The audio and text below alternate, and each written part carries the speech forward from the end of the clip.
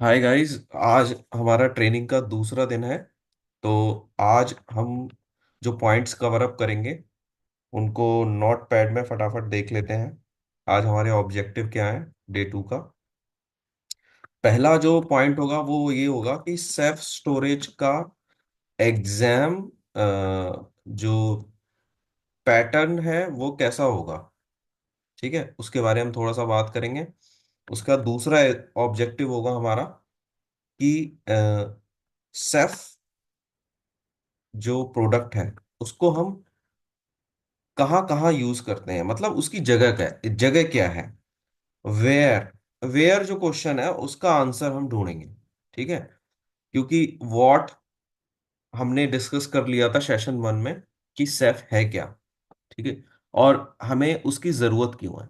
अब हम एक तीसरे क्वेश्चन का आंसर यहाँ पे देखेंगे कि ये कहाँ पर यूज होता है, इसकी जगह क्या है, ताकि हम उसको अच्छी तरीके से समझ सकें। और पॉइंट नंबर 3 है हमारा कि सेफ का जो स्ट्रक्चर है वो क्या है, जैसे आर्किटेक्चर भी बोलते हैं। ठीक है, सेफ का आर्किटेक्चर जो है वो क्या है। उसमें सारे पॉइंट मैं आज नहीं लूंगा, आज मैं कुछ पॉइंट लूंगा, क्योंकि जो आर्किटेक्चर है ना बहुत क्रूशल कंपोनेंट है किसी भी प्रोडक्ट का। तो मैं चाहता हूं कि हम बहुत अच्छे से फोकस करें और आपको बहुत अच्छे से क्लियर हो। तो मैं आज कुछ सेलेक्टेड कंपोनेंट्स ले रहा हूं जिनको मैं एक्सप्लेन करूंगा। रिमेनिंग जो कंपोनेंट्स हैं वो मैं नेक्स्ट सेशन में कवर करूंगा। ठीक है, तो मैं आज क्या क्या आपको समझाऊंगा। सबसे पहले मैं समझाऊंगा आपको ओएसडी नोड। ठीक है, उसके बाद मैं आपको समझाऊंगा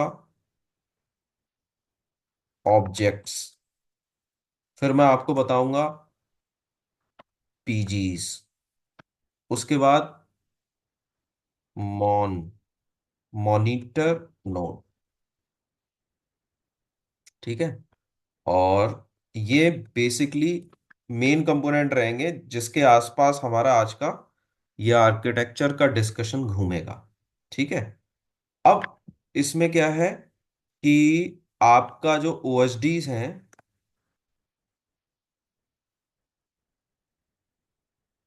टाइप ऑफ ओएसडीज हम लोग डिस्कस करेंगे। ठीक है, उसके बाद आपका जो है हम लोग फोर्थ पॉइंट डिस्कस करेंगे, सेफ फ्लो। सेफ फ्लो का मतलब ये है कैसे डेटा फ्लो हो रहा है, कि अगर कोई एक यूजर जो है वो सेफ स्टोरेज का इस्तेमाल कर रहा है। ठीक है, तो उसने कुछ डेटा सेव किया, तो वो किस तरीके से फ्लो करेगा। ठीक है, तो वो हम एक हायर लेवल पे देखेंगे। ठीक है, तो ये हमारे आज के बुलेट पॉइंट हैं। तो सबसे पहले जो हम डिस्कस करेंगे वो है सेफ स्टोरेज का एग्जाम पैटर्न। ये पहले जो मेरा सेशन था उस पे मैंने इसको बहुत ही कम डिस्कस किया था, बट ये बहुत इंपॉर्टेंट पॉइंट है तो हम इसको जरा डिटेल में डिस्कस करेंगे। ठीक है, देखो सेफ का जो एग्जाम होता है ना वो रेड हैट के और एग्जाम्स की तरह ही होता है, प्रैक्टिकल बेस्ड। ये पहला पॉइंट है। और दूसरा, इसमें वर्चुअल मशीन मिलती हैं जिन पे आपको प्रैक्टिकली परफॉर्म करके दिखाना होगा। ठीक है, तो इसमें आपको 5 वर्चुअल मशीन मिलेंगी एग्जाम में। ठीक है, 5 वर्चुअल मशीन मिलेंगी, और मैं उन्हें बना रहा हूँ पेंट में आपको अच्छे से समझाने के लिए। ठीक है, ये आपकी 5 वर्चुअल मशीन हो गई। अब इनकी अपनी अपनी भूमिका होगी, अपना अपना रोल होगा। ठीक है, वो रोल क्या है वो मैं आपको बताऊंगा। पहली जो वीएम है उसमें RHOSP इंस्टॉल्ड मिलेगा, ऑलरेडी इंस्टॉल्ड करके दिया जाएगा। ठीक है, वो क्यों करके दिया जाएगा मैं आपको बताता हूँ। ठीक है, दूसरी जो वीएम होगी उसका काम होगा क्लाइंट और एडमिन का, यानी जो भी डिप्लॉयमेंट आपने करनी है वो यहां से करें। ठीक है, और इस नोड के दो काम होंगे, एक तो आप इसे सेफ एडमिन नोड की तरह इस्तेमाल कर सकते हैं, और दूसरा जो भी आपने सेफ सर्वर में कॉन्फ़िगरेशन की, स्टोरेज की, ठीक है, और फाइल शेयरिंग की, उसे अगर आपने टेस्ट करना है ठीक है, क्लाइंट एंड पे कि वो प्रॉपर एक्सेस हो रही है कि नहीं। ये आपके क्वेश्चन पेपर में भी मेंशन होगा कि क्लाइंट मशीन में जाके आपने जो शेयर किया है उस पर्टिकुलर स्टोरेज को वहां मैप कर दीजिए। तो ये क्लाइंट की जो टेस्टिंग है और जो क्लाइंट की कॉन्फ़िगरेशन है वो भी आप इसी नोड पे करेंगे, ठीक है। तो ये सेकंड नोड हो गया। अब ये जो तीन नोड बचे हैं, ये तीन वर्चुअल मशीन बनी है आपके एग्जाम की।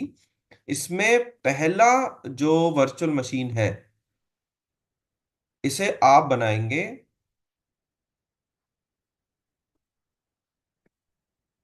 Safe node one. सेफ का जो क्लस्टर आप बनाएंगे उस क्लस्टर का पहला नोड ये होगा, और दूसरा नोड आपका ये होगा,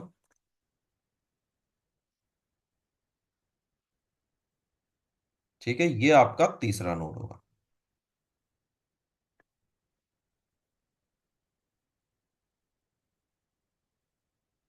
ठीक है। तो ये पांच वर्चुअल मशीन मिलेंगी जिनमें आपको आपका एग्जाम कॉन्फ़िगर करना होगा, ठीक है। इन तीनों में जो लास्ट की थ्री वीएम्स हैं इनमें आपने सेफ क्लस्टर को डिप्लॉय करना होगा, और एक मशीन मिलेगी जिससे आप क्लाइंट की सारी कॉन्फ़िगरेशन परफॉर्म करेंगे, और एक वीएम होगी आरएचओएसपी की। तो आरएचओएसपी का रोल क्या होगा यहाँ पे? आरएचओएसपी का रोल ये होगा, मैंने आपको बताया था कि सेफ रेड हैट ने क्या करा है कि जो ओपन स्टैक है, जो प्राइवेट क्लाउड और पब्लिक क्लाउड का एक प्रोडक्ट है, उसको एक इंडिविजुअल प्रोडक्ट के रूप में ना लॉन्च करके एक पूरा ग्रुप ऑफ सॉफ्टवेयर बनाया है जिसको स्यूट भी बोलते हैं। उसमें ओपन स्टैक विद सेफ रहता है, ठीक है। तो सेफ और ओपन स्टैक साथ ही साथ चलते हैं। मैंने जितनी जगह भी काम किया है मैंने देखा है हमेशा कि ओपन स्टैक के साथ सेफ ही रहता है, ठीक है, सेंट्रलाइज स्टोरेज की फॉर्म में। तो सेफ और R H O S P को इंटीग्रेट करना आना चाहिए, ये पहली रिक्वायरमेंट होती है। तो ये आपकी एक प्रॉपर लैब है आपके कोर्स वेयर में, ठीक है। उसी से रिलेटेड क्वेश्चन भी आता है कि आप अपने R H O S P setup को रेड हैट के साथ इंटीग्रेट कीजिए, ठीक है। तो ये एग्जाम सिनेरियो हो गया, ठीक है। अब इसमें और कौन कौन से पॉइंट होते हैं जिनको हम समझ सकते हैं। तो पहला जो पॉइंट है जिसे आप समझ सकते हो एग्जाम से रिलेटेड, उसमें कि इसका जो मार्क्स है वो 300 मार्क्स का होगा, ठीक है, जिसमें आपको 210 मार्क्स लाने होंगे, ठीक है। उसके बाद प्रैक्टिकल बेस्ड एग्जाम है, जैसे मैंने बताया आपको 5 वर्चुअल मशीन मिलेंगी, ठीक है। सेम सिनेरियो होगा जैसे और रेड हैट का एग्जाम होता है, एक इंस्ट्रक्शन मैनुअल होगा जहां पर सारी इंस्ट्रक्शन लिखी हुई होंगी कि आप किस किस नेटवर्क में काम कर रहे हैं, आपके यूजर कौन कौन से हैं और उनके पासवर्ड क्या क्या है, ठीक है। तो जो यूजर रिलेटेड कॉन्फ़िगरेशन है उसे आपने बिल्कुल भी डिस्टर्ब नहीं करना है, ठीक है। आपने ध्यान से पासवर्ड को नोट कर लेना है। जिन लोगों ने पहले रेड हैट का एग्जाम दे रखा है तो उन्हें 2 से 3 मिनट लगेंगे इन चीजों को चेक करने में। लेकिन अगर कोई भी बंदा फर्स्ट टाइम एग्जाम दे रहा है रेड हैट का, तो उसने ये बात ध्यान रखनी है कि अपना पूरा समय इंस्ट्रक्शन जो है उसको पढ़ने में लगाना है, क्योंकि आपने उसको अगर ध्यान से नहीं पढ़ा तो आप काफी चीजों में अटक सकते हैं, ठीक है। यूजर के पासवर्ड जो है वो वहीं लिखे होते हैं, आपके एनवायरनमेंट की इंफॉर्मेशन वहीं पर होती है। आपको ड्यूरिंग द एग्जाम जिन जिन चीजों की जरूरत पड़ती है उन सारी चीजों की इंफॉर्मेशन, उनके एड्रेस, उनकी लोकेशन, सबकी इंफॉर्मेशन वहां मेंशन होती है, ठीक है। पता चला आप किसी चीज में लगे हुए हैं, फाइंड कर रहे हैं, वो ऑलरेडी इंस्ट्रक्शन में लिखा हुआ है जिसे आपने इग्नोर कर दिया है। तो इंस्ट्रक्शन को इग्नोर करने की गलती बिल्कुल भी ना करें, ठीक है। इसका जो एग्जाम है उसकी तैयारी हमारे यहाँ कराई जाती है। आप इस ट्रेनिंग को अच्छे से करेंगे तो आप कैपेबल होंगे बहुत हद तक सेफ के एग्जाम को क्लियर करने के। और उसके बाद हमारा स्पेसिफिक प्रोग्राम होता है जिसमें आप सर्टिफिकेशन को प्रिपेयर करते हैं, तो आप उसके साथ भी जा सकते हैं, ठीक है। तो ये मोटी मोटी इंफॉर्मेशन थी सेफ के सर्टिफिकेशन के बारे में, ठीक है। अब आते हैं पॉइंट नंबर 2 पे, ठीक है, कि सेफ कहाँ पे यूज होता है, ठीक है। तो इसके लिए मैं फिर से जाता हूँ अपने नोट पैड पे, ठीक है। मैं वाइप कर देता हूँ पिछला जो मैंने बताया। अब देखो नए सिरे से समझते हैं। देखो क्या है, ये मेरा जो एक सेटअप है, ध्यान से समझिएगा, हायर लेवल पे हम डिस्कस कर रहे हैं। ठीक है।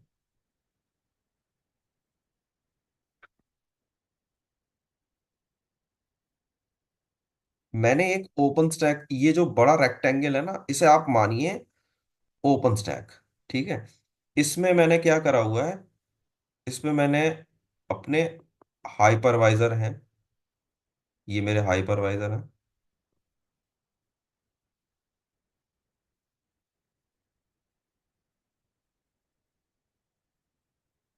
ये मेरे हाइपरवाइजर हो गए। ठीक है। और कंट्रोलर नोड्स को मैं मेंशन नहीं करूंगा, क्योंकि उनको वो मैनेजमेंट वाले नोड हैं। तो मेरा जो कॉन्सेप्ट है वो समझाने का हाइपरवाइजर का है। ठीक है। तो मैं क्या करता हूँ, ये मेरा हाइपरवाइजर वन है।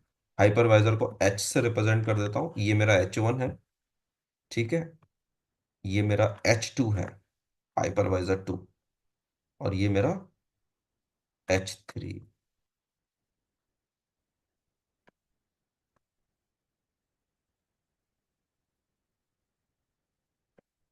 This is my H two. ठीक है।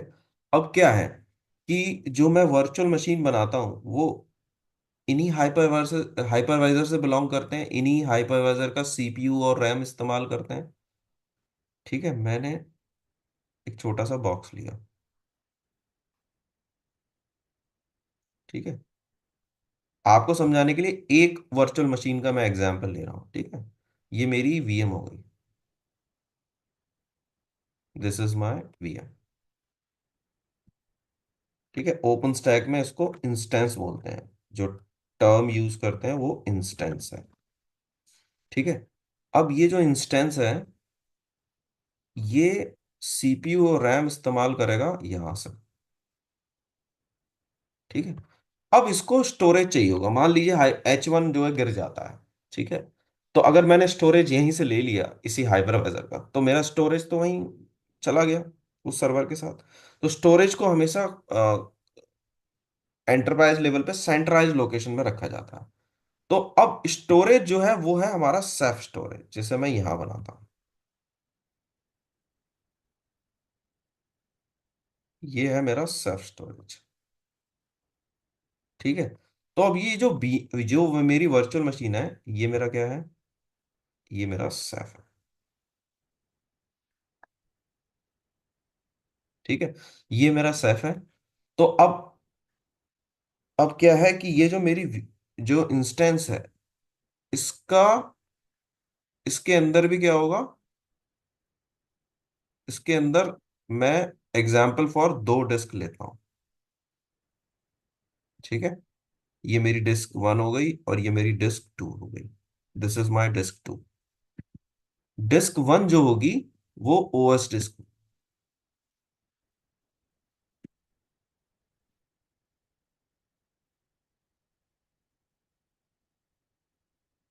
ओएस। ठीक है। और ये मेरी होगी क्या,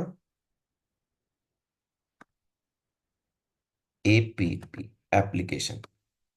अब ये जो दोनों डिस्क है ना, ये मेरी उठ के आएंगी यहां से। ये बोथ जो है स्टोरेज से आएंगे। तो एक तो क्या होगा, जो मेरा हाई अवेलेबिलिटी का जो प्रॉमिस है क्लस्टर का वो पूरा होगा, हाइपरवाइजर पे डिपेंडेंसी नहीं रहेगी। ठीक है। और सेल्फ स्टोरेज से वो डिस्क ले रहा है। अब ये जो एग्जाम्पल है, वीएम के साथ मैं इंस्टेंस यूज कर रहा हूं, ये मेरा ब्लॉक का एग्जाम्पल है। ठीक है। मैं क्या करता हूँ, यहाँ पे एक छोटा सा ब्लॉक बनाता हूँ। ये ये ये तो ये एग्जाम्पल पता है क्या हुआ, ये सिनेरियो क्या हुआ, ये यूज केस क्या हुआ, ये हुआ मेरा ब्लॉक। सेल्फ स्टोरेज पहला वादा करता है कि मैं ब्लॉक की फॉर्म में डेटा देता हूं, तो यहां पर ब्लॉक का एग्जाम्पल हो गया। यहां पर आप ब्लॉक्स की फॉर्म में सेल्फ स्टोरेज से एक्सेस कर रहे हो। ठीक है। वो बात अलग है कि जो बैकएंड है, इसमें कौन कौन से कंपोनेंट इन्वॉल्व होंगे, क्या प्रोटोकॉल है, वो हम नेक्स्ट पॉइंट पे डिस्कस करेंगे, वही हमारा पॉइंट है। अब मान लीजिए ये मेरा हो गया। अब हम कंट्रोलर नोड को लेते हैं। ठीक है। ये मेरा एक कंट्रोलर नोड है।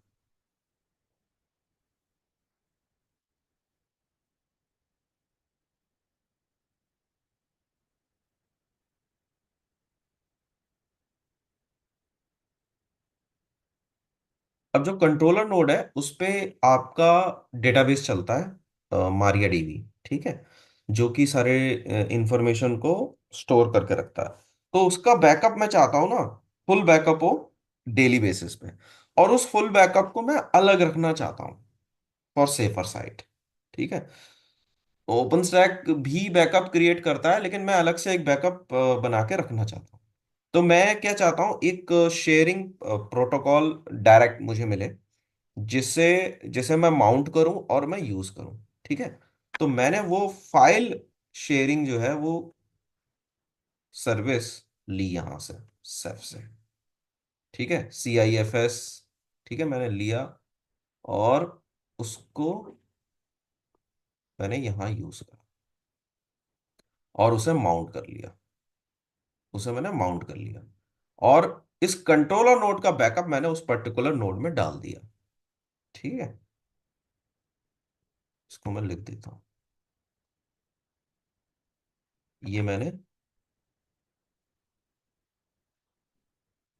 सेफ एफएस जो है वो यूज किया, जो लाइक NFS होता है, ठीक है, वो यूज किया। और अपनी जो भी फाइल है, जिस फाइल को मैं रखना चाहता हूँ एज ए बैकअप, वो मैंने वहां सेव कर दी। तो ये क्या हुआ, this is my second second use case. ये मेरा दूसरा यूज केस हुआ फाइल स्टोरेज, ठीक है। तो इस तरीके से हम जो सेफ है ना उसकी वैल्यू को समझ सकते हैं, उसकी इंपॉर्टेंस को समझ सकते हैं, ठीक है।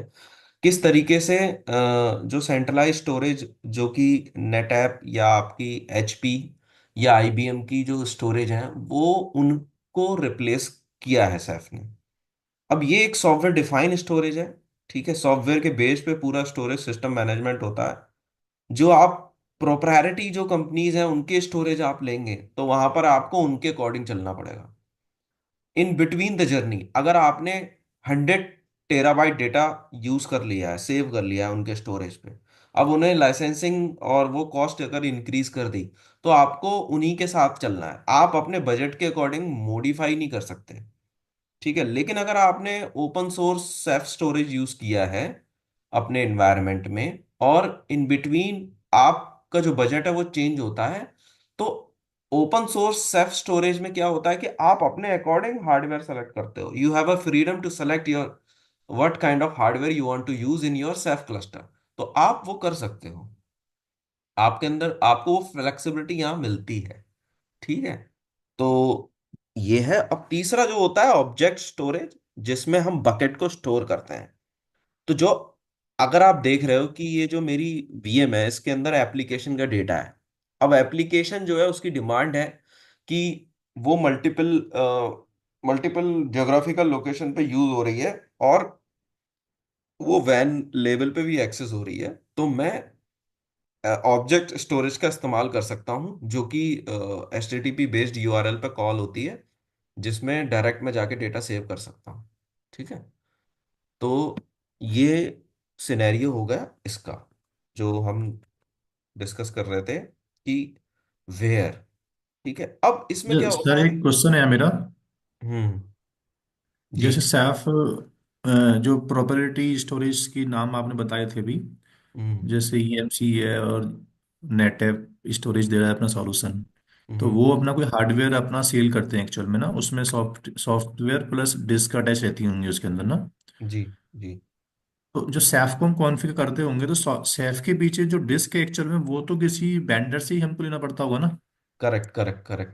वो किसी वेंडर से लेना होता है, और उस वेंडर के साथ भी हमारा टाई अप होता है, लेकिन वो वेंडर हम अपनी इच्छा के अकॉर्डिंग सेलेक्ट कर सकते हैं। अच्छा। हम्म। तो आपने अगर क्लस्टर में शुरू में IBM के नोड यूज करें, ठीक है, उनके अंदर IBM की डिस्क हैं, अगर आप बाद में आपको कॉस्टिंग सूट नहीं कर रही है, तो आप जो नेक्स्ट नोड है वो किसी और वेंडर से परचेज कर सकते हैं, और डिस्क किसी और वेंडर से परचेज कर सकते हो। अच्छा, राइट। अंडरस्टूड, समझ गया। कमोडिटी हार्डवेयर आप यूज कर सकते हो। ठीक है सर, अब थैंक यू। आगे बढ़ते हैं। अगला जो पॉइंट है वो हमारा क्या था? अगला जो पॉइंट है वो है कि सेफ का जो स्ट्रक्चर है उसको हम डिस्कस करें, आर्किटेक्चर जो है, ठीक है, उसको मैं समझाने आ रहा हूँ। तो सबसे पहले हम आते हैं, इसको वाइप कर देते हैं।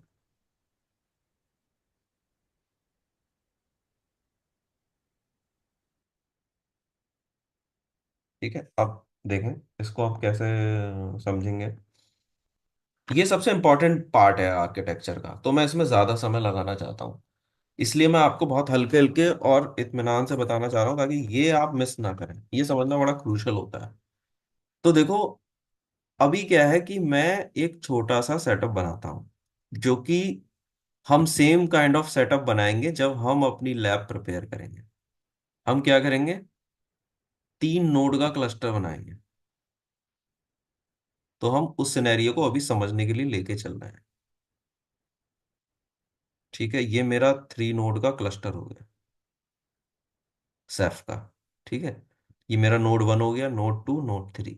अब क्या है कि ये जो सेटअप है ना, ये आपस में कनेक्टेड रहेगा। मैंने आपको बताया था कि सेफ का जो नेटवर्क है, एक सेपरेट नेटवर्क रहेगा जिसमें सेफ अपना इंटरनल कम्युनिकेशन करेगा।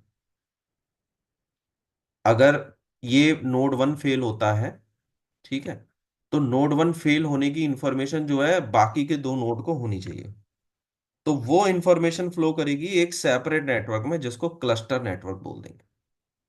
ठीक है, और कोई उस नोड पे लगी हुई डिस्क फेल होगी, तो वो इंफॉर्मेशन भी फ्लो होगी इसी नेटवर्क में। तो ये इसका काम है, जो कि सेपरेट रखेंगे ये लोग। अब यहाँ पे बताने वाली बात क्या है, मैं थोड़ा सा यहाँ पे डिस्क भी बना देता हूँ समझने के लिए। ये नोड 1 है, इस पे आपकी 3 डिस्क लगी हैं। ये हो गई डिस्क 1, ये हो गई डिस्क 2,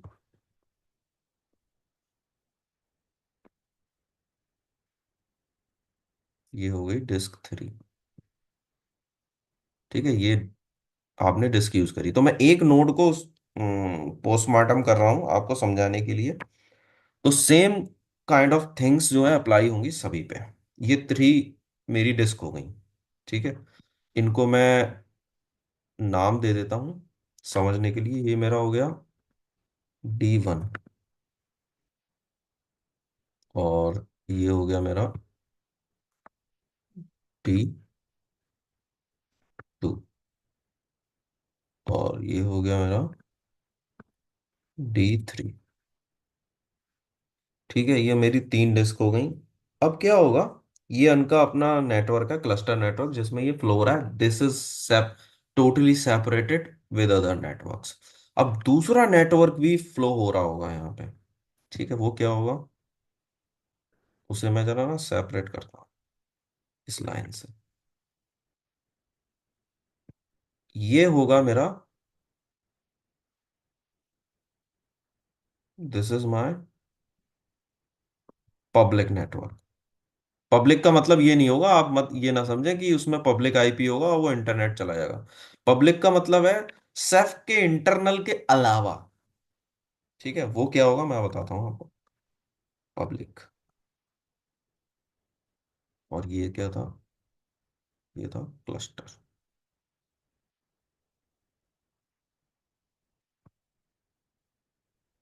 ये हो गया क्लस्टर। ठीक है, ये क्लस्टर नेटवर्क हो गया, ये पब्लिक नेटवर्क हो गया। अब पब्लिक का क्या मतलब है? देखो, पब्लिक का मतलब ये है, ये जो हम क्लस्टर सेटअप कर रहे हैं, ये यूजर को सर्विस स्टोरेज प्रोवाइड कराने के लिए तो कर रहे हैं। तो ये मेरा रहा user. User, this is my user. अब ये जो यूजर है, ये यूजर का जब डेटा वो सेव करेगा, और जब उस डेटा को वो रीड करेगा मेरे क्लस्टर से, स्टोरेज क्लस्टर से, तो वो सारा जो कम्युनिकेशन है ना, वो जिस नेटवर्क में फ्लो होगा वो पब्लिक नेटवर्क है। वो जो उस सेपरेटेड आइसोलेटेड नेटवर्क का जो नाम है ना, वो पब्लिक दिया गया है। ठीक है, और जो इंटरनल जो नेटवर्क है, जिसमें क्लस्टर के नोड्स की इंटरनल इंफॉर्मेशन फ्लो होगी, कि क्लस्टर को रीचेक करना होता है टाइम टू टाइम कि ये पर्टिकुलर नोड अलाइव है कि नहीं है, और क्लस्टर के सारे नोड आपस में वो रीचेक करते हैं। डिस्क को चेक किया जाता है कि disk proper read write mode में है कि नहीं है, डिस्क पे कोई बैड सेक्टर तो नहीं आ रहे हैं। ठीक है। तो स्मार्ट सीटीएल चेक्स जो है क्लस्टर उन पे लगाता रहता है। क्यों? क्योंकि अगर हमारी फिजिकल डिस्क पे बैड सेक्टर आ जाएंगे, ठीक है, तो bad sector, due to bad sector हम डेटा को रीड भी प्रॉपर नहीं कर पाएंगे उस स्पीड से, और ना ही उस पर राइट कर पाएंगे। तो क्लस्टर के जो नॉर्मल चेकअप्स होते हैं उसमें नोड की फंक्शनैलिटी, उनका अलाइव मोड, और डिस्क की फंक्शनैलिटी और उनका अलाइव मोड चेक होता है। तो ये सारा जो कम्युनिकेशन है, अब वो जब फेल होते हैं तो वो कम्युनिकेशन, जब वो वापस आते हैं वो कम्युनिकेशन, ये सारा क्लस्टर से रिलेटेड नेटवर्क, क्लस्टर नेटवर्क में फ्लो होगा, जो कि नेटवर्क लेवल पे पूरा आइसोलेटेड होगा। हम डिफरेंट वीलैन यूज करेंगे क्लस्टर नेटवर्क के लिए, और डिफरेंट सीआईडीआर नेटवर्क यूज करेंगे। उसी तरीके से पब्लिक नेटवर्क में आ जाते हैं। पब्लिक नेटवर्क में जो कस्टमर है, मतलब जो यूजर है, जो यूजर सेव कर रहा है और मेरे सेल्फ स्टोरेज की सर्विस को कंज्यूम कर रहा है, ठीक है, उसका सारा डेटा फ्लो होगा। जब यूजर उस डेटा को रीड करेगा, जब उस पर राइट करेगा, तो वो सारी इंफॉर्मेशन फ्लो होगी। और ये आपस में दोनों में सेपरेटेड है, ताकि जब कोई एक बढ़े तो दूसरे को इम्पैक्ट ना करे। ठीक है। अब एक लाइन बनाते हैं इस तरीके से। ठीक है। अब सैफ का जो सिस्टम है वो आपस में है कि भैया वो इन दोनों की बातों को समझ सके। एक सिस्टम है यहाँ पे, ठीक है, जो कि इन दोनों की बातों को समझ सके। वो सिस्टम क्या है? वो है अपना सैफ का एल्गोरिथम, जिससे कि वो दोनों को समझता है और दोनों में कम्युनिकेशन प्रोवाइड कराता है। ठीक है। अब मैंने बोला था आपको, पहला कंपोनेंट नोटपैड पे वापस जाते हैं। नोटपैड पे बोला था मैंने ओएसडी नोट। ठीक है। तो ओएसडी का मतलब है ऑब्जेक्ट स्टोरेज नोड। ठीक है। तो सबसे पहले ओएसडी जो नाम है उसको समझते हैं। उसकी फुल फॉर्म है ऑब्जेक्ट स्टोरेज नोड। ये यानी कि एक ऐसा नोड जहां पर आप अपने ऑब्जेक्ट को स्टोर करेंगे। अब इस सेंटेंस में जो सबसे जो चीज है जो आपको क्लियर नहीं होगी वो होगी ऑब्जेक्ट। ऑब्जेक्ट का क्या मतलब है? ठीक है। अब इसको समझते हैं। ये यूजर है, ठीक है, इस यूजर का नाम है यूजर ए। ठीक है, इसको मैं लिख देता हूं यहां पे। दिस इज माय यूजर ए। इस यूजर ए ने एक फाइल बनाई है, इसे बोलते हैं F1। ये एक फाइल बनाई।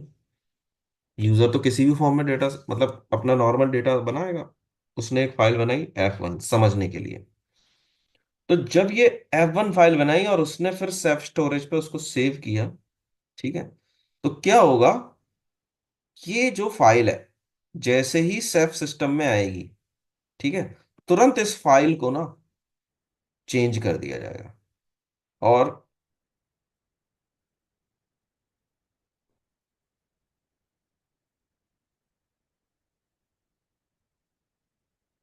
उसका नाम रख दिया जाएगा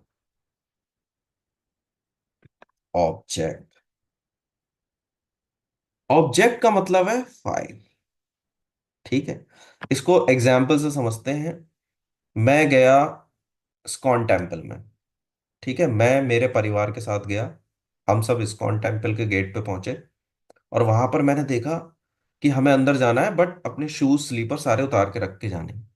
तो सारे जो हमने अपने अपने जो स्लीपर्स हैं वो उतार के रख दिए, और वो जाकर के रैक में प्लेस हो गए।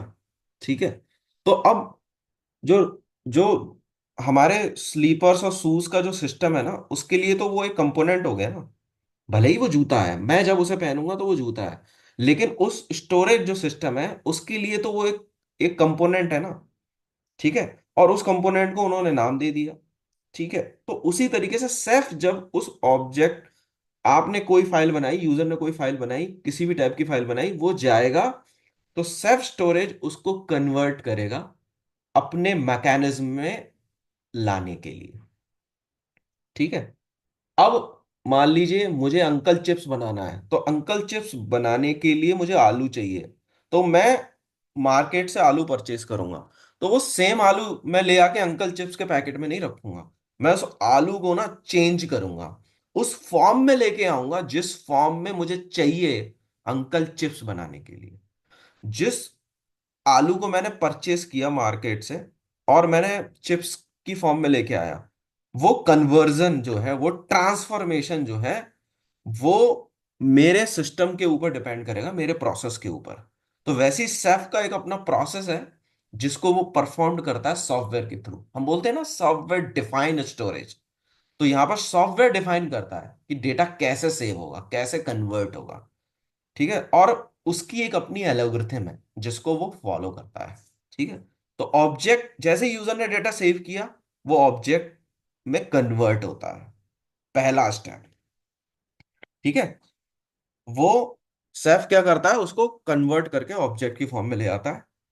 अब ये जो ऑब्जेक्ट है ना, अब इस यूजर ने जब ये ऑब्जेक्ट बनाया, उसी तरीके से एक और यूजर होगा। ठीक है। उसको अभी नाम हम लिख देते हैं यहाँ पे, यूजर टू। यूजर टू था, इसने भी एक फाइल बनाई, F2। ठीक है, F2 बना दी। अब ये भी जाके सेव होगी। ठीक है, इसको भी हम लिंक कर देते हैं समझने के लिए। इसको हमने लिंक किया, इसने भी फाइल बनाई, इसका भी ऑब्जेक्ट बना। सॉरी, आ जाओ, रेक्टेंगल। ये मेरा ऑब्जेक्ट बना। ठीक है, दिस इज अनदर ऑब्जेक्ट।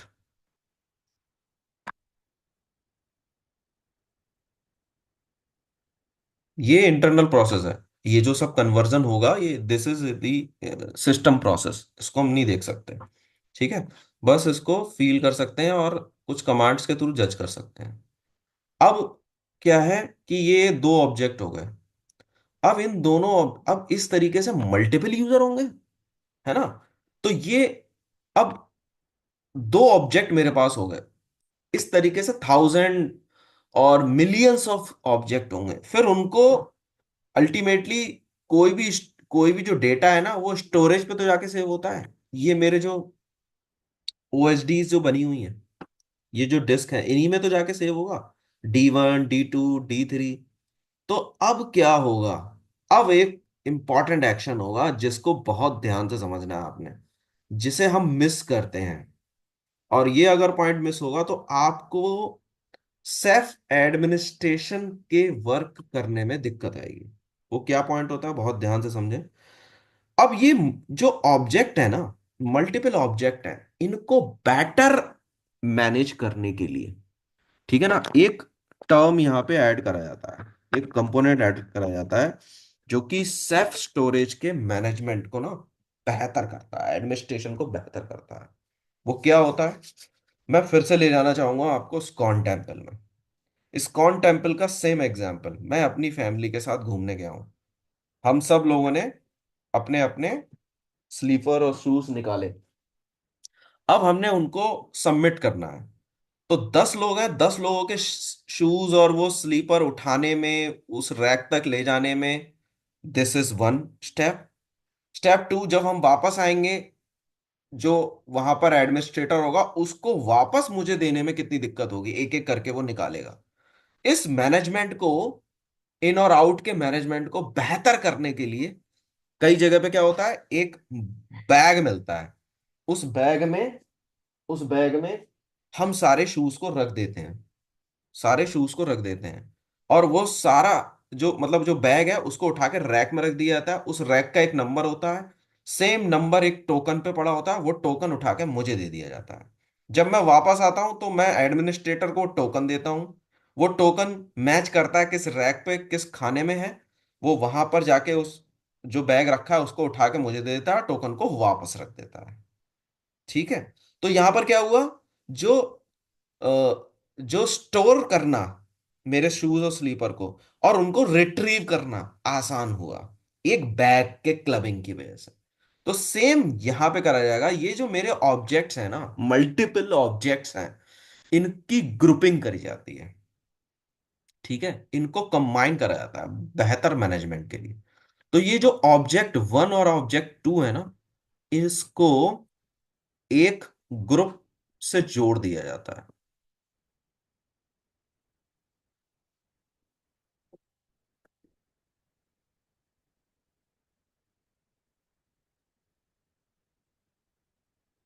इन दोनों को क्लब कर दिया गया। ठीक है। और क्लब करने के बाद इसका जो नाम है, जिस कंपोनेंट का नाम है, क्योंकि ये दोनों ऑब्जेक्ट इस पर्टिकुलर ग्रुप में आ जाएंगे और इसका एक नाम है। इसका नाम है प्लेसमेंट ग्रुप। तो ये मैं समझाने के लिए यहाँ पूरा नाम लिख रहा हूं, वैसे आपको नेक्स्ट टाइम मैं पीजी बोलूंगा। प्लेसमेंट ग्रुप यानी कि एक ऐसा ग्रुप, इसके नाम से इसकी कहानी और इसका वर्क पता चल रहा है। प्लेसमेंट ग्रुप, ये एक ऐसा ग्रुप जिसको मुझे जाके प्लेस करना है, यानी कि सेव करना है। तो सेफ क्या करता है, जो कितने मल्टीपल ऑब्जेक्ट्स जो हैं उनको क्लब करके पीजी बनाता है, प्लेसमेंट ग्रुप बनाता है। अब इस पीजी को सेफ अपने एल्गोरिथम के थ्रू जाकर के सेव करेगा किसी भी डिस्क पे। तो मैं क्या करता हूं, इस पीजी को आपको समझाने के लिए D3 में जाके सेव कर देता हूं। अब ये प्लेसमेंट ग्रुप मेरा पीजी जाकर के सेव हो गया D3 में। ठीक है। अब क्या होगा, अब दूसरा, अब ये क्या हुआ, यूजर ने डेटा जनरेट किया, सेफ के प्रोसेस ने उस डेटा को कन्वर्ट किया ऑब्जेक्ट में, और मल्टीपल ऑब्जेक्ट्स को क्लब कर दिया गया प्लेसमेंट ग्रुप में। और वो प्लेसमेंट ग्रुप पूरा पूरा का पूरा जाके सेव हो गया एक डिस्क में। अब सेफ, अब मैं वापस नोटपैड पे मूव हो रहा हूं, यहाँ पे दूसरी, इसी में दूसरी एक चीज ऐड कर रहा हूं कि आपको सेफ बोलता है कि मैं रिलायबिलिटी देता हूं, रिलायबिलिटी ऑफ योर डेटा। वो कैसे देता हूं, three three way replication, three way replication में देता हूं आपको।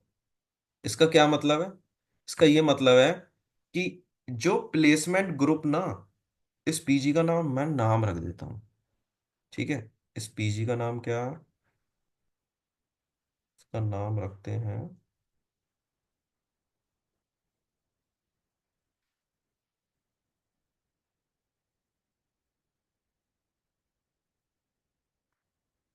ये सिस्टम जनरेट करेगा हर पीजी का नाम, क्योंकि ये बहुत बड़ी मात्रा में होंगे। तो हेक्साडेसिमल यहाँ पे नंबर यूज होते हैं। ठीक है। तो मैं समझने के लिए 1F लिख देता हूँ, ये 1F इसका नंबर है। और अगर कॉम्प्लेक्स ना करें तो हम क्या कर लें, आप इसे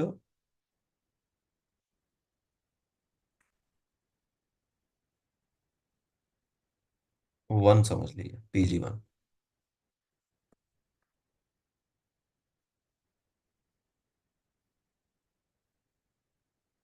अब ये PG1 जो है ना, ये जाकर के सेव हुआ, तो अब सेफ का रेप्लिकेशन प्रोसेस काम करेगा। ये जो सिस्टम है ना, सेफ सेफ प्रोसेस,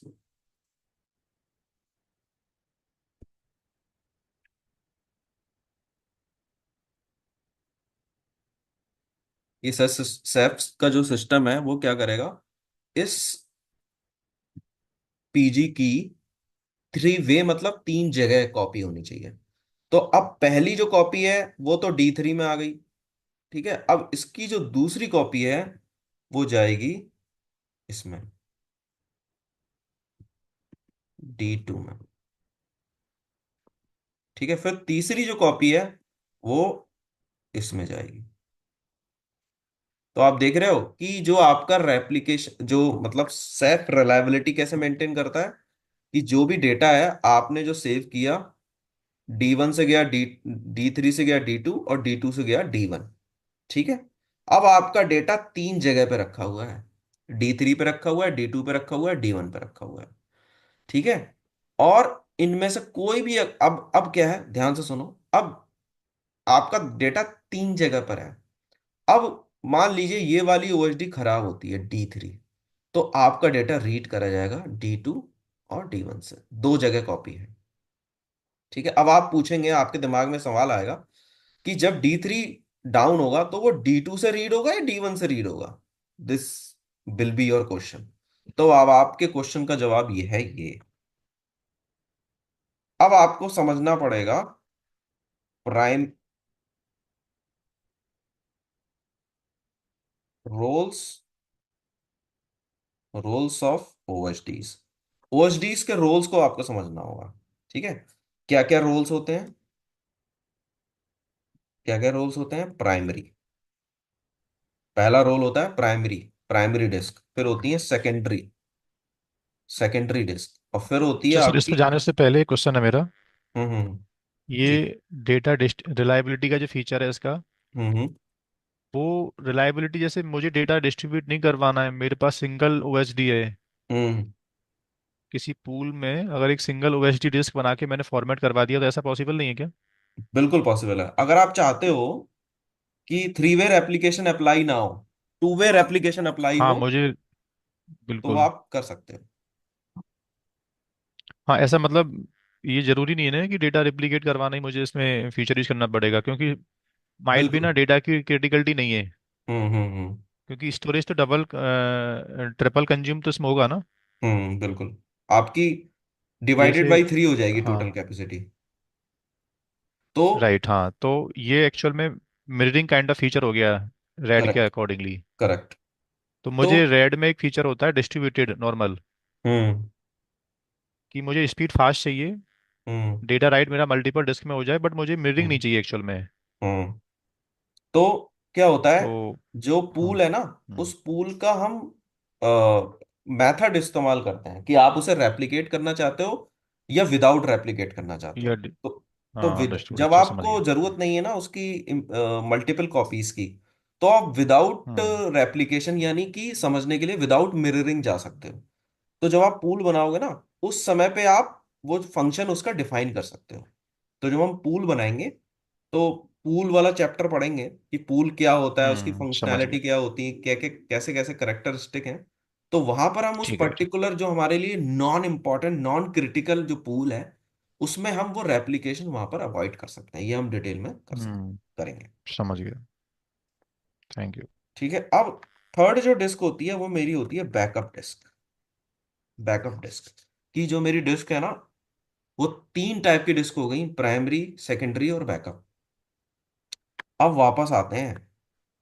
अब सेफ डिसाइड करेगा कि पी PG1 के लिए कौन सी डिस्क प्राइमरी है, कौन सी सेकेंडरी है, कौन सी बैकअप है।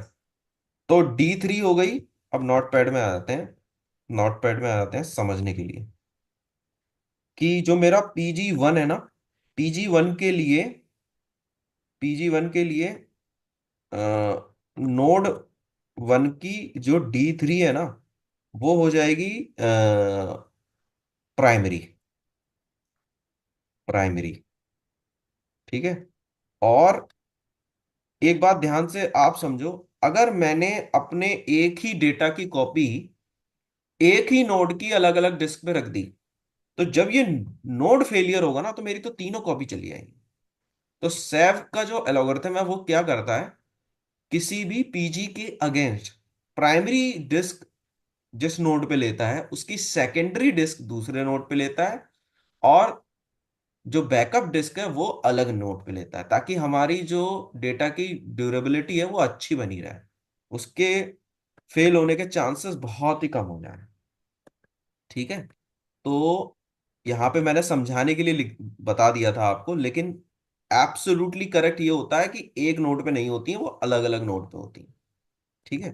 तो इसीलिए मैं नोटपैड में लिख रहा हूं। अब इसका जो दूसरा वाला जो पार्ट है, दूसरी जो कॉपी है, वो नोट टू के, मैं जस्ट आपको समझाने के लिए बता रहा हूं, ये एलोगरिथम ही सेलेक्ट करेगा सेफ का, उसे आपने सेकेंडरी बनाया।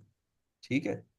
उसके बाद नोड नोड थ्री का डी थ्री पे उसने बैकअप, कुछ जगह पे कुछ राइटर्स की बुक में आप पढ़ोगे तो इस बैकअप जो तीसरा टाइप है ना, इसको टेरिशरी भी बोलते हैं।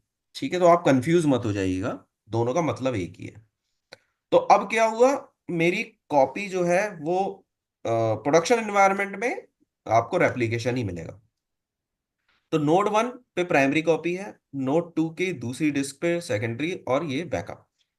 अब कोई भी डिस्क फेल होगी, प्राइमरी डिस्क फेल होगी, तो हर एक को रोल दिया जाता है कि भाई तुम्हारा ये रोल होगा, इमरजेंसी सिचुएशन में आपने ये एक्शन लेना है।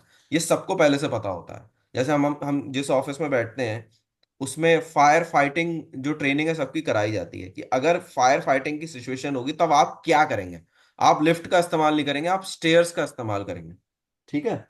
उसी तरीके से क्या होता है, उसी तरीके से क्या होता है कि आपकी जो जो प्राइमरी डिस्क है और जो सेकेंडरी डिस्क है उनके रोल्स डिफाइन है। तो सेकेंडरी डिस्क का ये रोल होता है कि अगर प्राइमरी डिस्क अवेलेबल नहीं होगी, वो उसे रिस्पॉन्स नहीं करेगी एक सर्टेन टाइम पीरियड में, उसके बाद सेकेंडरी डिस्क उस पीजी के लिए, उस पर्टिकुलर डेटा के लिए रोल एक्वायर कर लेगी प्राइमरी का। ठीक है। और सेफ को अलर्ट भेज देगी कि ये जो पर्टिकुलर जो डिस्क है वो रिस्पॉन्ड नहीं कर रही है। तो सेफ उस डिस्क पे एक्शन लेगा। This is one one point. Second point, वो जो सेकेंडरी डिस्क है वो प्राइमरी बन जाएगी। ठीक है। जब वो प्राइमरी बन जाएगी तो पूरी जो साइकिल है, जो जो स्टेप है वो बदल जाएगा। अब जो नोड थ्री की डी थ्री है वो बन जाएगी सेकेंडरी। ठीक है। और अब हमें तीसरी डिस्क खोजनी पड़ेगी जो कि बैकअप होगी। तो सेफ के पास दूसरा अलर्ट जाएगा कि हमें अब फाइंड करनी है तीसरी ओएसडी पीजी वन के लिए। तो सेफ क्या करेगा, सेलेक्ट करेगा another another disk from the pool. उसका जो पूरा ग्रुप है ओएसडीज का, वहां से वो सेलेक्ट करेगा दूसरी डिस्क जो उसके लिए बैकअप की तरह काम करेगी। तो ऐसे ओवरऑल सिस्टम काम करता है। प्राइमरी, सेकेंडरी और बैकअप, इनके अपने अपने रोल हैं जिसके हिसाब से वो काम करते हैं। ठीक है। ये हो गया इसका। और अब आते हैं नोटपैड पे। तो ओएसडी नोड जो है वो मैंने बताना आपको स्टार्ट किया था। तो ओएसडी नोड का काम होता है ऑब्जेक्ट स्टोरेज डेमन, एक ऐसा नोड जहां पर ऑब्जेक्ट स्टोरेज डेमन चल रहे होते हैं। अब जो D1 है, D2 है, D3 वो मेरी डिस्क है, जो एक्चुअल हार्ड ड्राइव है जिन पे डेटा सेव हो रहा है। तो ये मेरे लिए पहला डेमन होगा D1। जो मेरा पहला डेमन होगा वो मेरी पहली disc slash dev slash h D है। मैं यहां लिख देता हूं, लिखना ज्यादा अच्छा रहेगा। ये मेरा पहला, ये मेरा दूसरा, ये मेरा तीसरा। तो ये इसका नामकरण करते हैं। ये हो गया slash dev slash h d a. ठीक है। और ये हो गया slash dev slash h d b. ठीक है। और ये मेरा हो गया slash dev slash s d c. तो ये मेरी तीन डिस्क लगी हुई हैं। ठीक है। तो ओ एच डी डैमन जो वन होगा वो डिस्क को मैप करेगा slash dev slash h d a. O H D daemon one, O H D one, इसका एक नाम होगा सेफ लेवल पे।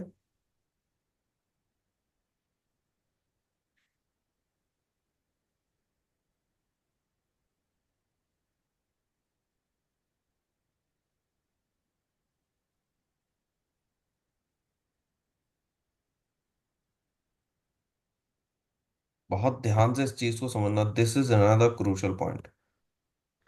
ओ H D dot one, Ceph का ना एक अपना पैटर्न होता है। हर एक, अब देखो क्या होता है, मेरे 100 नोड का क्लस्टर होगा, हर नोड पे मल्टीपल डिस्क चल रही होंगी, तो टोटल मतलब 1000 डिस्क भी हो सकती है मेरे क्लस्टर में।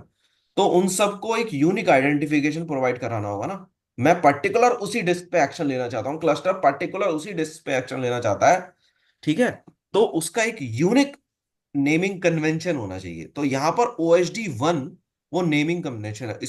ये कैसे बनाया जाता है, इसमें दो पार्ट होते हैं, OHD डॉट, और राइट हैंड साइड में जो नंबर होता है ये सेफ एलोकेट करता जाता है जैसे जैसे डिस्क आती जाती है क्लस्टर में। पहली डिस्क आई 1, दूसरी आई 2, 3, 4, 5, 6, 7, तो ये इसका रिप्रेजेंटेशन नंबर होता है और जो कि यूनिक होता है। OHD.1, OHD.1 की एक सर्विस चल रही होगी, एक कंटेनर चल रहा होगा उस पर्टिकुलर नोड में, ठीक है, जो कि बात करेगा पीछे से /dev/sda। तो जैसे ही कोई डेटा आएगा, किसी यूजर ने कोई डेटा क्रिएट किया, सेफ का सिस्टम उसे ऑब्जेक्ट में कन्वर्ट करेगा, और वो ऑब्जेक्ट जिस पीजी में सेफ डालेगा, वो पीजी जाकर के उस पर्टिकुलर ओएचडी में जाके सेव हो जाएगा, ठीक है। और जैसे ही कोई डिस्क रिस्पॉन्ड करना बंद करेगी, ठीक है, तो ये जो OHD.1 डायमंड जो है ना वो फेल हो जाएगा, ठीक है। वो जैसे ही फेल होगा, क्लस्टर को तुरंत मैसेज जाएगा कि यार ये OHD डाउन हो गई है। सेफ एडमिनिस्ट्रेटर को सेफ का हेल्थ है, जैसे हम सीखेंगे जब हम प्रैक्टिकल सेशन करेंगे, सेफ-S, जहां से हम सेफ का हेल्थ स्टेटस चेक करते हैं, वहां जाके हम चेक करेंगे। वहां पर लिखा आ जाएगा कि सेफ की एक जो डिस्क है वो फेल्ड हो चुकी है, 1 OHD डाउन। तो तुरंत सेफ एडमिनिस्ट्रेटर को अलर्ट होता है कि आप जाइए और सिस्टम में चेक करिए कौन सी OHD डाउन हुई है, ठीक है। तो यहां पर सेफ एडमिनिस्ट्रेटर का रोल आता है, और जैसे ही OHD 1 डाउन हो, अब उसमें बहुत सारा डेटा होगा ना। अब सेफ को दूसरा मैसेज और दूसरा काम सेफ ने क्या करना है, इमीडिएटली रिकवरी स्टार्ट करनी है। रिकवरी का मतलब ये है, वो डेटा तो गया, वहां जो डेटा सेव था, मल्टीपल डेटा था, अब उन सारे डेटा की जो कॉपी है वो दूसरी डिस्क पे बनाई जाएगी, और जहां पर उसका ऑलरेडी डेटा सेव है, क्योंकि 3 जगह सेव होता है ना डेटा, तो उसकी जो फर्स्ट कॉपी और सेकंड कॉपी जो है वहां से वो डेटा कॉपी कराया जाएगा नई लोकेशन पे, ताकि वो तीन इसको कॉपीज ऑटो हीलिंग मेंटेन। बोल सकते हैं क्या? हम्म। इसको ऑटो हील बोल सकते हैं क्या, इस फीचर बिल्कुल बोल को? सकते हैं, बिल्कुल। ऑटो हील ही है सर ये, कि ये सैफ ऑटोमेटिकली में ऑटो ऑटो हीलिंग हीलिंग करता होती है, है। राइट? हम्म, हम्म। ठीक है। ठीक है। तो ये उसको जाकर के रिकवरी करेगा। तो सैफ में 3 R आते हैं, आपने RRR मूवी देखी होगी, ठीक है। तो उसी तरीके से यहाँ पे RRR का बड़ा जबरदस्त कॉन्सेप्ट है। पहले R का मतलब है रेप्लिकेशन, दूसरे R का मतलब है रिकवरी, और तीसरे R का मतलब है रीबैलेंसिंग। तो पहला रेप्लिकेशन मैंने बता दिया, दूसरा रिकवरी सिनेरियो मैंने आपको बता दिया कि डेटा, कोई डिस्क फेल हुई, फेल होने के बाद तुरंत रिकवरी सेफ स्टार्ट करेगा, ऑटो हीलिंग, अच्छा नाम है। और तीसरा जो आर है उसका मतलब है रीबैलेंसिंग। रीबैलेंसिंग का मतलब क्या है, जो मेरी 3 डिस्क है ना, जो मेरी एक नोड पे 3 डिस्क हैं, दूसरे नोड पे 3 है, फिर तीसरे पे 3 है, कुल मिला के 9 डिस्क हैं। उन 9 डिस्क में डेटा सेव हो रहा है। तो अब मान लो 3 नोड है, मतलब मेरी 9 डिस्क हैं, तो मैं क्या चाहूंगा, मैं ये चाहूंगा कि जो मेरा जो डिस्क है ना वो एक बराबर भरे। तो एक बराबर भरने के लिए मुझे बैलेंस करना होगा ना, ठीक है। अब हम बाइक चलाते हैं, तो बाइक पे जब बैठे, गाड़ी हमने स्टार्ट करी, थोड़ा फ्लो आया, फिर हम अपने आप को सेट करते हैं, कहीं हम थोड़ा सा राइट तो नहीं है, हम थोड़ा सा लेफ्ट तो नहीं है। तो उसी तरीके से सैफ भी देखता है कि भाई किस डिस्क में कितना डेटा है, किस डिस्क में कितना डेटा है, अच्छा इस डिस्क में ज्यादा डेटा चला गया है और दूसरी वाली जो डिस्क है उसमें कम है, लाओ वहां से डेटा इसमें डाल देता हूं ताकि इक्वली डिस्ट्रीब्यूट रहे। मान लो कहीं पर ज्यादा डेटा होगा और वो डिस्क खराब होगी, तो सैफ को ज्यादा काम करना पड़ेगा ना, ठीक है। तो वो सब में इक्वल डेटा रखता है, इक्वल डिस्ट्रीब्यूशन ऑफ डेटा। और पहला तो हो गया कि बेटर परफॉर्मेंस के लिए, ठीक है। उसे डेटा इक्वली डिवाइड करना है। और दूसरा बड़ा क्रूशल पॉइंट होता है जो कि आपको सबसे ज्यादा देखने को मिलेगा, ठीक है, तो उसे ध्यान रखिएगा, आगे हम इसका एक प्रैक्टिकल भी करेंगे,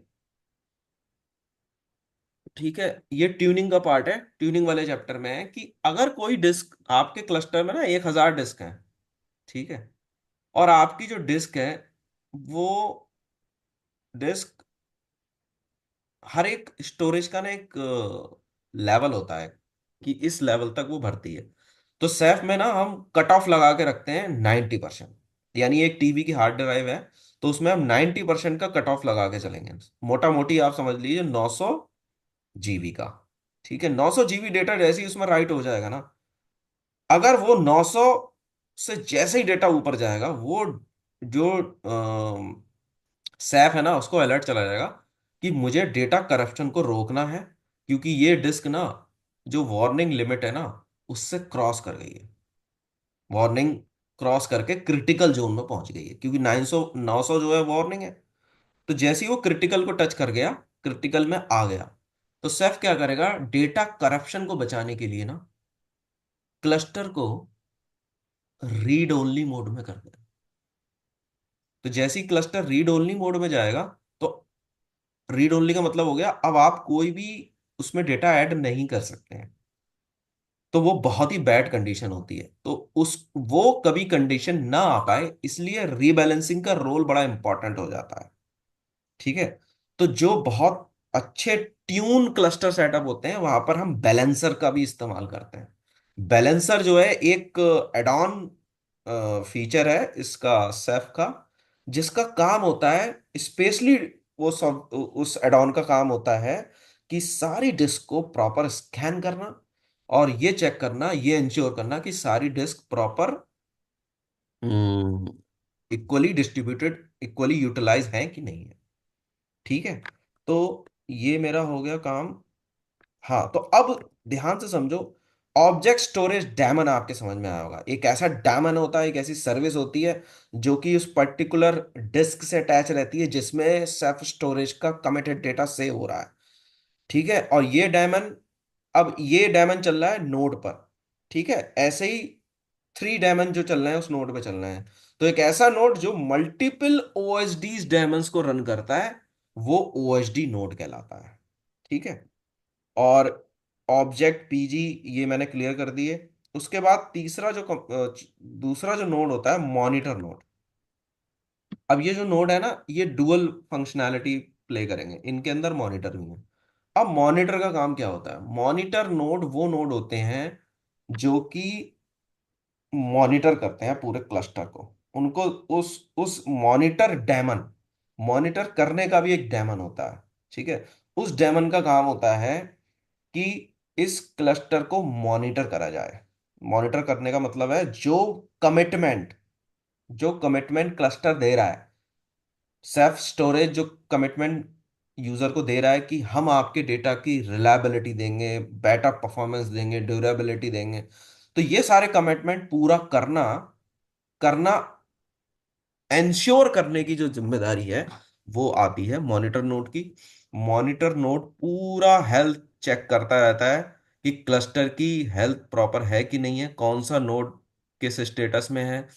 अब जैसे मैंने बोला था कि वो पर्टिकुलर D1 OSD जो है उसके ऊपर चेक लगाए जाते हैं। चेक का मतलब स्मार्ट सीटीएल चेक, किसी हार्ड डिस्क को चेक करना है ना कि भाई ये कितनी हेल्दी है, तो उस पर स्मार्ट सीटीएल चेक आप एग्जीक्यूट कर दो। तो वही सेम यूज करता है सैफ।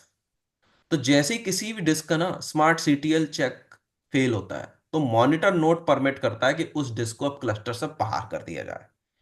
वो डिस्क फिर उस क्लस्टर का पार्ट नहीं रहती है। तो जब वो उस क्लस्टर का पार्ट नहीं रहती है फिर क्या होता है, मैंने बताया था आपको कि उस पे जो डेटा सेव है उसको फिर रेप्लिकेट करा जाएगा। तो रेप्लिकेट करने के लिए आपको पर्टिकुलर नोड की डिस्क सेलेक्ट करनी है, वो सारा सब ओवरऑल मैनेजमेंट जो है वो मॉनिटर नोड करता है, ठीक है। ये पूरा मैनेजमेंट जो है वो मॉनिटर नोड करता है। तो ये हो गया आपका सारे कंपोनेंट जो आज के टारगेटेड थे, ठीक है। अब फ्लो की बात करते हैं। अगर आप देखोगे ना कि यूजर है, यूजर ने डेटा सेव किया, ठीक है, जिस फॉर्म में भी वो डेटा एक्सेस कर रहा है सेल्फ स्टोरेज से, वो जाकर के कन्वर्ट हुआ ऑब्जेक्ट में, ये फ्लो का दूसरा पार्ट हुआ। ठीक है। फिर तीसरा आपका हुआ कि वो पीजी में क्लब हुआ। चौथा आपका हुआ कि वो पीजी पूरा का पूरा एल्गोरिथम से सेलेक्ट करने के बाद सेव हुआ ओ पर्टिकुलर ओएसडी के पर्टिकुलर डिस्क में जाकर के। ठीक उसी तरीके से जब यूजर कॉल करेगा, तो सेफ का प्रोसेस उसे बताएगा कि जो डेटा वो एक्सेस करना चाह रहा है वो पर्टिकुलर किस नोड की किस ओएसडी में जाकर के सेव है। ठीक है, वहां से वो कॉल हो जाएगा। तो ये आज का टारगेट था। आई होप सो कि आपको समझ में आया होगा इसका। इस सेशन का जो क्वेरी पार्ट है, जो क्वेश्चन आंसर जो पार्ट है, वो दूसरे वीडियो में है जो कि इसके बाद अपलोड करा जाएगा। Thank you so much. Ram sir.